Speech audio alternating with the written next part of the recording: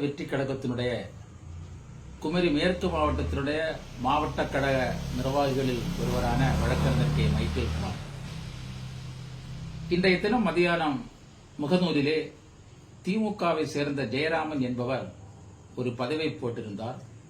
அந்த பதிவானது நமது குமரி மேற்கு மாவட்ட கழக செயலாளரை குறித்து பொய்யான தகவல்களின் அடிப்படையில் அவதூறு பரப்பக்கூடிய வகையிலே போடப்பட்டிருந்த ஒரு பொய் பதிவு.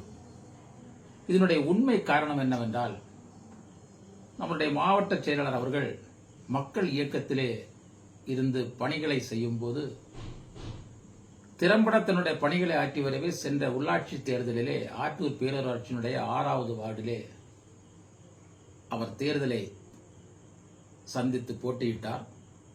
அந்த தேர்தலில் காழ்ப்புணர்ச்சி காரணமாக பிபின் பாபு என்ற திமுகவை சேர்ந்த ஒருவருக்கு இவர் மீது காழ்ப்புணர்ச்சி உண்டு. அந்த காழ்ப்புணர்ச்சியினால் ஏற்பட்ட முன்விரோதத்தால் திரு சபின் அவர்களுக்கு தேர்தல் பணியாற்றிய டார்வின், ஆதர்ஷ் என்ற இரு வாலிபர்களை தேர்தலுக்கு அடுத்த நாளே மிகவும் பயங்கர தாக்குதல், 3 இருசக்கர வாகனங்களில் 9 பேர் தலையில் கவசங்கள் அணிந்து வந்து அடித்து கொடுங்காயப்படுத்தி, அதனால் இந்த பிபின் பாபு மீதும் அரிமனை காவல் நிலையத்தில் குற்ற எண் 52/2022 என ஒரு குற்ற வழக்கு பதியப்பட்டது.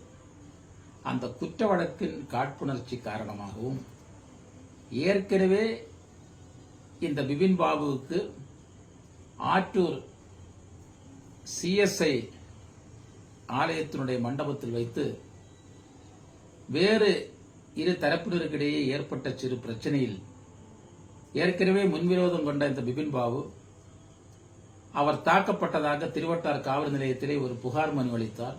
அந்த புகார் மனுவில் சம்பவத்தில் இல்லாத மரியாதைக்குரிய மாவட்ட செயலாளர் அவர்களை 1வது எதிரியாக சேர்த்து புகார் கொடுத்தார். புகாரை விசாரித்த காவல்துறையினர் தீர விசாரித்து இது உண்மையற்ற சம்பவம் ஆனதனால் மிஸ்டேக் ஆஃப் ஃபேக்ட், உண்மைக்கு புறம்பான சம்பவம் என அந்த வழக்கிலிருந்து திரு சபின் அவர்களுடைய பெயரை குறைவு செய்து நீதிமன்றத்திலே அறிக்கை தாக்கல் செய்தார்கள். நீதிமன்றத்திலே அறிக்கை தாக்கல் செய்யும் போது இந்த புகார்தாரருக்கு ஒரு RC நோட்டீஸ் நீதிமன்றத்திலிருந்து அனுப்புவதுண்டு. உங்களுடைய புகார் மனுவிலே நீங்கள் கொடுக்கப்பட்ட எதிரிகள் சம்பந்தம் இல்லாதவர்கள் என வழக்கு குறைவு செய்யப்பட்டுள்ளது. உங்களுக்கு ஏதாவது ஆட்சேபனை இருந்தால் நீங்கள் நீதிமன்றத்தை நாடி உங்களுடைய ஆட்சேபனை தெரிவித்துக் கொள்ளலாம் என்று சார்பு செய்யப்பட்ட அந்த நோட்டீஸின் அதன்படி அவர் பத்மநாபபுரம் நீதிமன்றத்திலே ஆஜராகி அவருடைய வாக்குமூலத்தை கொடுக்கிறார். இந்த சபின் அவர்களே போலீசார் சரியாக விசாரிக்காமல் விடுவிக்கப்பட்டுள்ளார்கள். ஆனால் உண்மையை விசாரணை செய்துதான் போலீசார் அவர்களை விடுவித்துள்ளார்கள். எனவே அது சம்பந்தமான இந்த வாக்குமூலத்தின் அடிப்படையில் விசாரணை தொடர்ந்து நடைபெற்று அதன் உண்மைத்தன்மை என்ன என்பதை பொறுத்துதான் நீதிமன்றம் ஒரு முடிவுக்கு வரும். அப்படி இருக்க இந்த சங்கதிகளை எல்லாம் மறைத்துவிட்டு ஏதோ திரு சபின் அவர்கள் மீது குற்ற வழக்கு இருப்பது போன்றும் அந்த பொய் அவதூறிலே கூறுவது போன்று இல்லாத பெரிய குற்ற சங்கதிகளை சொல்லியும் ஏதோ இந்த மாவட்டத்தினுடைய மக்கள் இயக்க நிர்வாகிகள் தலைமைக்கு புகார் கொடுத்தது மாதிரி ஃபேக்கான உண்மையில்லாத சில பதிவுகளை யாரோ எழுதியது போன்று எழுதி அதை தயார் செய்தும் இன்றைக்கு ஒரு பதிவை போட்டிருக்கின்றார்கள். உண்மையிலே இது முழுக்க பொய். ஏன்னா இந்த பிபின் பாபு இந்த மாதிரிப்பட்ட சந்தர்ப்பங்களில் நடந்ததினாலும் மேலும் மாவட்ட கழகத்தினுடைய செயலாளர் பதவியை ஏற்ற பிறகு இந்த மாவட்ட கழகத்தை அவர் தயார் செய்யும் போது உண்மையிலே மற்ற எல்லா கட்சிகளை விட மிக ஆரோக்கியமான ஒரு மாவட்ட கழக நிர்வாகம். அதிலே வழக்கறிஞர்கள், மருத்துவர்கள், பொறியாளர்கள் மற்றும் பல்வேறு நிலையை சேர்ந்த நல்ல சமூகத்தன்பார் ஈடுள்ள நல்ல ஒரு ஸ்ட்ராங்கான ஒரு மாவட்ட கமிட்டியை தேர்வு செய்திருக்காங்க. இது ஒரு பெரிய இவங்களுக்கு பொறாமை மட்டுமல்ல. இங்கு பல அரசியல் கட்சி இருக்குது.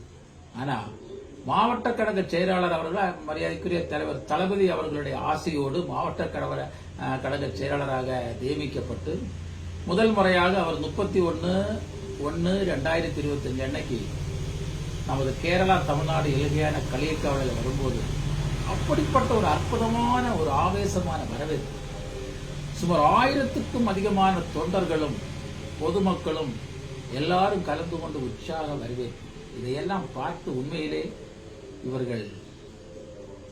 இவர்களுக்கெல்லாம் பொறாமை, என்ன சொல்றதுங்கிறதே தெரியல. எப்படிதான் இவருக்கு மேல ஒரு கம்ப்ளைண்ட் பண்ணோன்னு இந்த ஃபேக்ட் சங்கதிகள் எல்லாம் பண்ணியிருக்காங்க.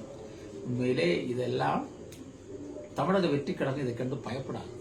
ஏன்னா இதில் இருக்கக்கூடிய வழக்கறிஞர்களுடைய அந்த பிரிவு என்பது மிகவும் பலம் வாய்ந்தது.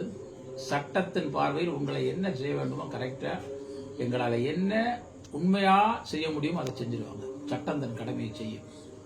நிச்சயமாக இந்த பதவியை போட்ட ஜெயராமன் மீது, இதற்கு உடந்தையாக இருந்த ஆட்கள் மீது நிச்சயமாக சொல்றேன், இது பொய் தகவலின் அடிப்படையில் பொய்யான சங்கதிகளை சொல்லி பதியப்பட்டது. இந்த அவதூறானது மரியாதைக்குரிய சபின் அவர்கள் மீது ஒரு அவதூறை பரப்பி கட்சியினுடைய பெயரை கெடுக்க பார்க்கிறார்கள். நிச்சயமாக இது ஒன்றும் மக்களிடம் இன்றைக்கு செல்லுபடியாகாது. இதெல்லாம் நீங்க பொய்யர்கள், பொறுக்கிகள் என்பது எல்லாருக்குமே தெரியும். ஆகவே இந்த பதிவை போட்ட உங்கள் மீது பிஎன்எஸ் சட்டப்பிரிவு BNS 2023 சட்டப்பிரிவு 240 கீழும், அவதூறுக்காக சட்டப்பிரிவு 356 கீழும் உங்கள் மீது புகார்கள் கொடுத்து வழக்கு தொடக்கப்படும் என்பதை ஒரு வழக்கறிஞர் என்ற முறையில் தாவேகாவின் சார்பாக கண்டிப்பா உங்களிடம் தெரிவித்துக் கொள்கிறேன். நிச்சயம் தமிழக வெற்றி கழகத்தினுடைய வளர்ச்சி என்பது உங்களால் தடைப்படுத்த முடியாது. இது காட்டாற்றி பெருவெள்ளம் போல் இன்றைக்கு பாய்ந்து கொண்டே செல்கிறது. வளர்ச்சி, வீறு நடை, வெற்றி நடை. எங்கு பார்த்தாலும் இன்றைக்கு தமிழக வெற்றி கழகம் தான் ஆட்சியை வைக்கும். தலைவர் தளபதி விஜய் அவர்கள் தான் 2021 முதல்வர் என்பதில் மக்கள் இப்பவுமே அதுக்கு ஒரு தீர்மானத்துக்கு வந்துட்டாங்க. ஆனால் உங்களுடைய ஆதங்கங்கள் எல்லாம் இந்த பெத்தவங்களை பார்த்து பெருமூச்சு விடுறது மாதிரி உள்ள சங்கதியாகத்தான் இருக்குது. எனவே பொதுமக்களுக்கு தகவலுக்காக இந்த தகவல்களை பகிர்ந்து கொள்கிறேன். நன்றி, வணக்கம்.